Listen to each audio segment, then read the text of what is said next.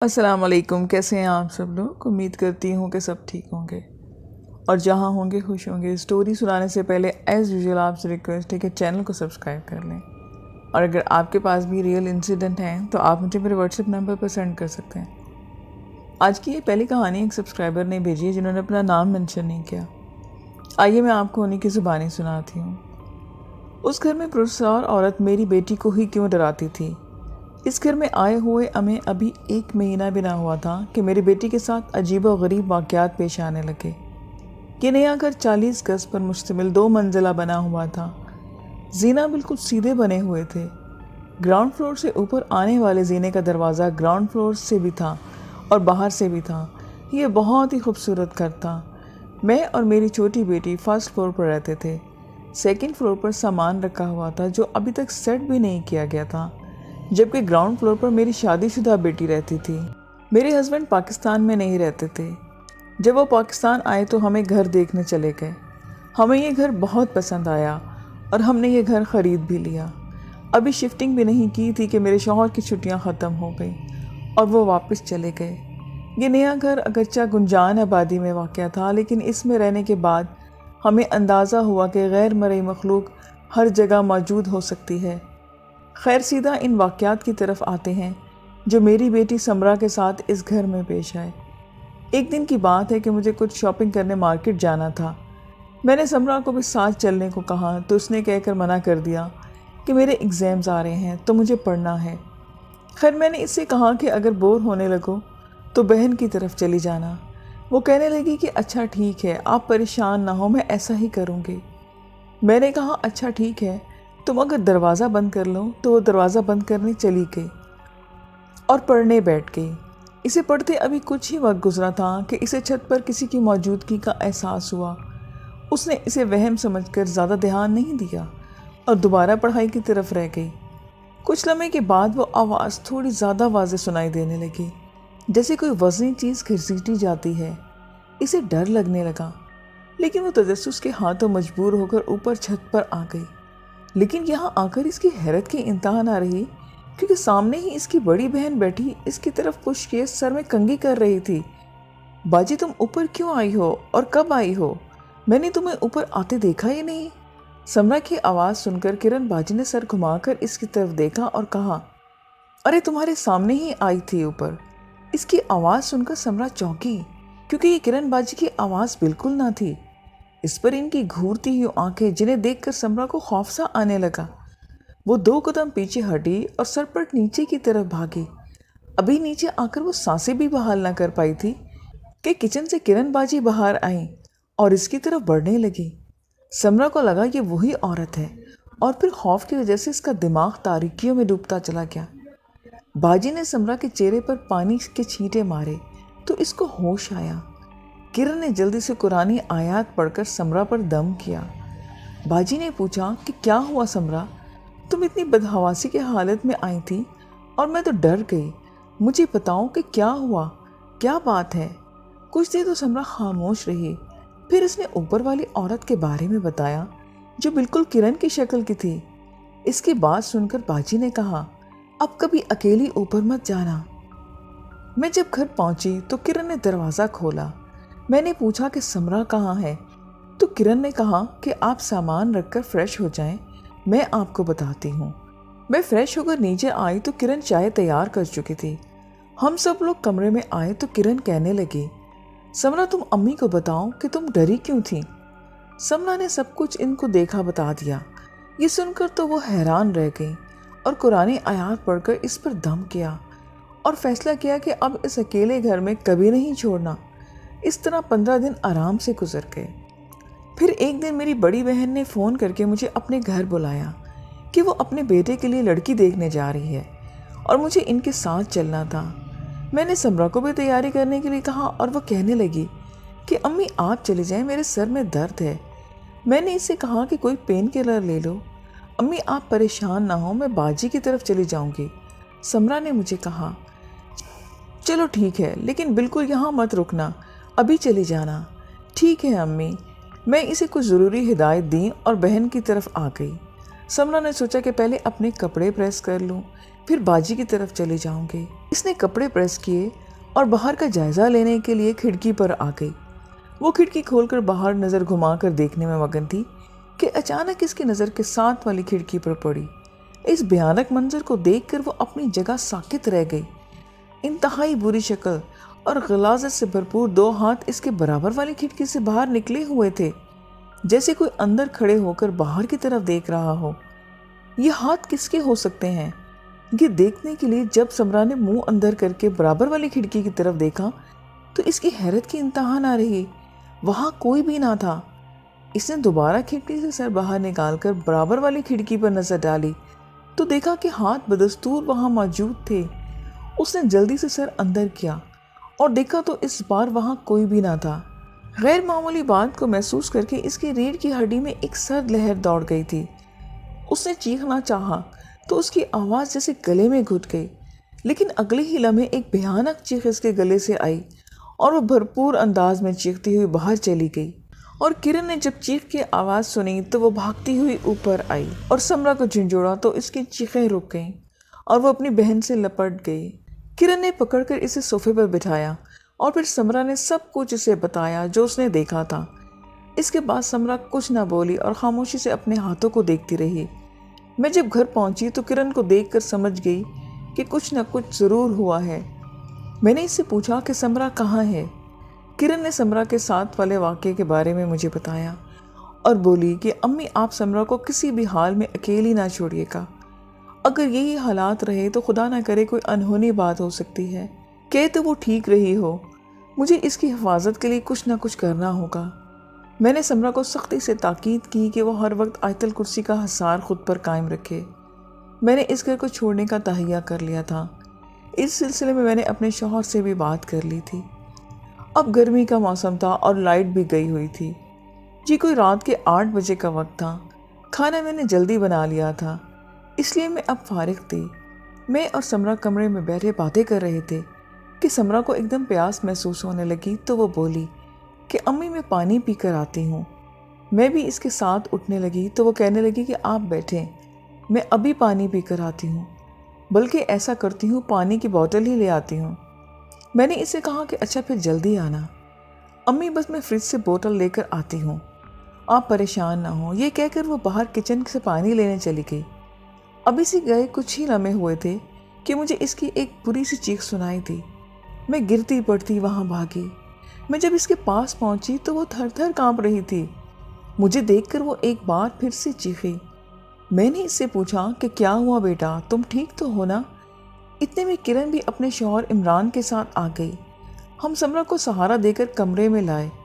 कुछ देर मैंने इसे पानी पिलाकर हवासों में बहाल होने में मदद की तो इसने बताया कि जब वो फ्रिज से पानी निकालकर बोतल निकाल रही थी तो अचानक वॉशरूम का दरवाज़ा खुला और इसमें से अम्मी निकली। मैं अम्मी को देखकर सोचने लगी कि अभी तो मैं अम्मी को कमरे में छोड़कर आई हूँ, ये इतनी जल्दी यहाँ कैसे आ गई। मैं इन्हें देखकर ये सोच ही रही थी कि इनको अपनी तरफ बढ़ता देखकर मैं ठिठक गई और वो ज़रा करीब आई तो इनके चेहरे को देखकर मैं दंग रह गई। इनके चेहरे पर बरसती वहशत और हल्कों से बाहर आती आंखें मुझे किसी अनहोनी का पता दे रही थी। करीब आकर उन्होंने अपने हाथ मेरी गर्दन पर रख दिए। जैसे ही इनके हाथों को दबाए मेरी गर्दन पर पड़ा तो खौफ से मेरी चीख निकल गई। अम्मी खुदा के लिए यहाँ से चलें वरना वो औरत मुझे मार देगी। अब तो मुझे भी फिक्र हो रही थी। मैंने इमरान से कहा कि बेटा तुम समरा की हालत देख ली है, अब तुमको हर हाल में हमारे लिए किसी घर का इंतज़ाम करना होगा। बेटा तुम हमारा ये काम कर दो, हम तुम्हारा एहसानमंद रहेंगे।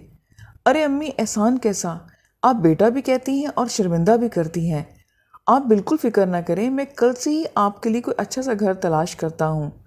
कुछ देर के बाद लाइट आई और हमने सुख का सांस लिया। इस वाक़े के दूसरे दिन की बात है कि मैं और समरा सो रहे थे।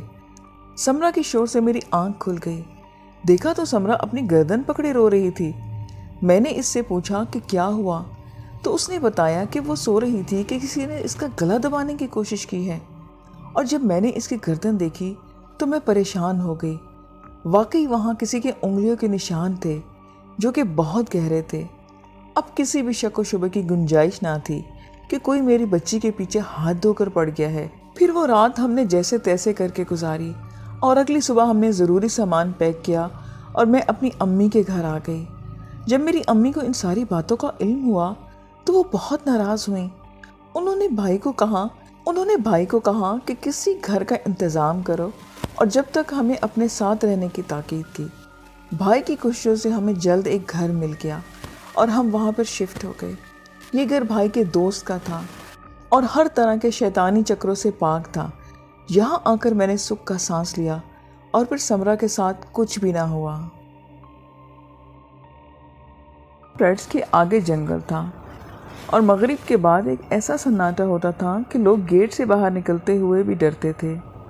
یہ تقریباً 25 سال پہلے کی بات ہے۔ ابھی چند خاندان ہی آباد ہوئے تھے، جن میں سے شازیہ بھی ایک تھی۔ ان کا فلیٹ 4تھ فلور پر تھا، جس کے ساتھ ان کی چھت بھی ملی ہوئی تھی۔ شازیہ کے بھائی بھی دوسری بلڈنگ میں گراؤنڈ فلور پر شفٹ ہوئے تھے۔ ان لوگوں کا تعلق چینیوٹ سے تھا۔ شازیہ کے شوہر مرچنٹ نیوی میں تھے اور تقریباً 6 مہینے تک وہ شپ پر ہوتے تھے اور 6 مہینے پاکستان میں ہوتے تھے۔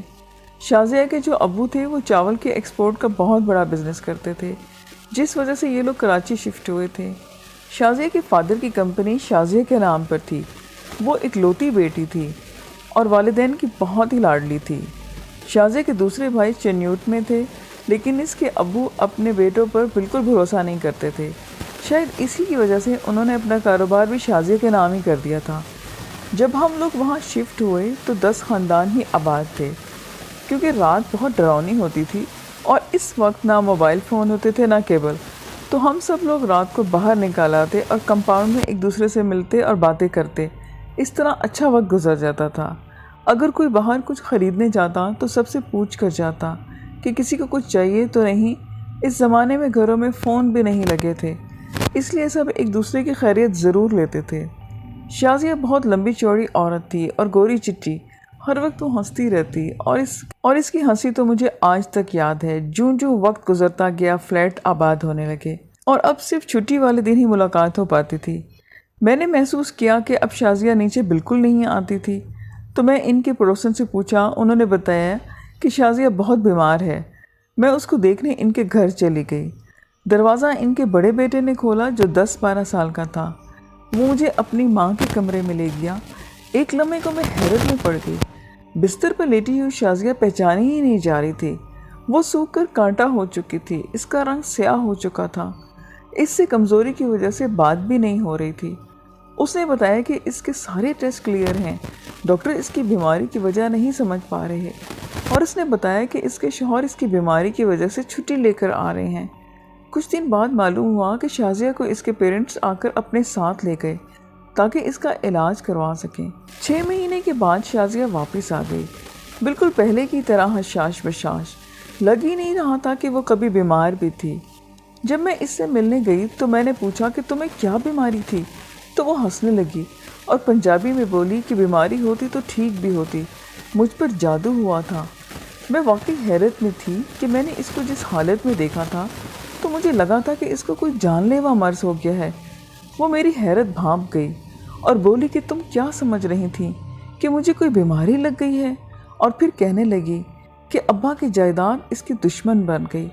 بھائیوں کے آپس میں جھگڑے تو انہوں نے ابا سے بٹوارے کی فرمائش کر دی، جو ابا کو بہت برا گزرا، اور جب بھائیوں نے دیکھا کہ ابا نہیں مان رہے تو انہوں نے اپنا غبن کیا اور ابا کی جائیداد اپنے نام کرانے کی کوشش کی، جس کا ابا کو معلوم ہو گیا تو ابا نے دونوں بھائیوں کے چند لاکھ دے کر پوری جائیداد شازیہ کے نام کر دی۔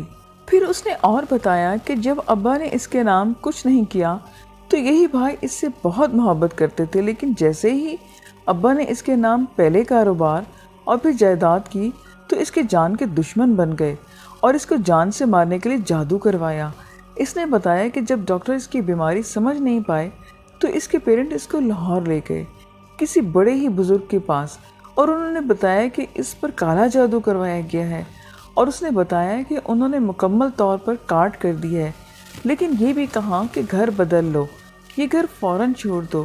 لیکن مسئلہ یہ تھا کہ اس کے شوہر ان باتوں پر بالکل بھی یقین نہیں کرتے تھے، اور وہ کہتے تھے کہ ہم کسی کی باتوں میں آ کر اپنا گھر کیوں چھوڑیں۔ وہ اپنی فیملی کو یہاں بہت محفوظ سمجھتے تھے۔ کچھ دن کے بعد شازیہ پھر سے بیمار پڑ گئی۔